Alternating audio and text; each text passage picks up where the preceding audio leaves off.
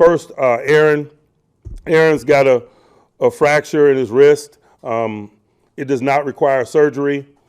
Really, it's just about bracing it and securing it for his comfort and safety.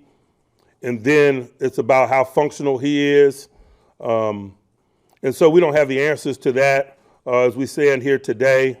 But certainly I would imagine we're going to get some clarity as we push through the week. I think his experience really kind of aids in that. He's the type of guy and has the type of profile that doesn't require a lot of physical work in an effort to be ready to play, and that's helpful. In the meanwhile, certainly it'll provide opportunities for Mason and Will to get quality work as we start the week, and I think that's the posture that we're in. A little later in the week, we'll take a look at Aaron, and again, as I mentioned, the variables are stabilizing it and making sure that he's safe and he can protect himself, brace himself as he falls, et cetera. Pain tolerance, but that doesn't seem to be an issue with Aaron. He wanted to go back in the game on Sunday. And then lastly, obviously, how effective he can be. And so, Friday's probably a big day in terms of some of those things. I know he's working his tail off to be a component of this week. He and I talked yesterday. He expressed that directly.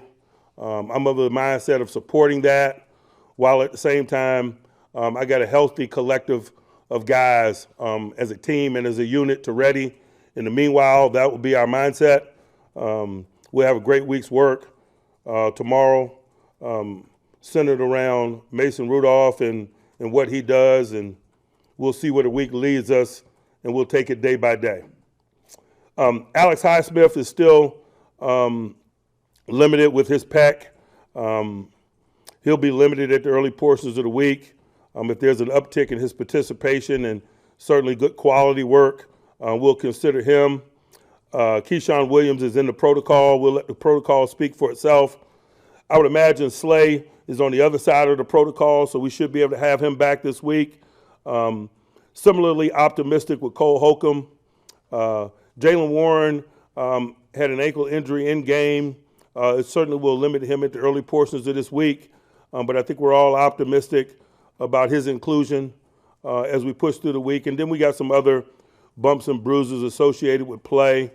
Guys came back like Isaac Siamalu, man, doesn't appear to have any negative effects of his participation. Certainly might limit him at the top of the week, but it's not going to affect his availability as we push forward toward game time.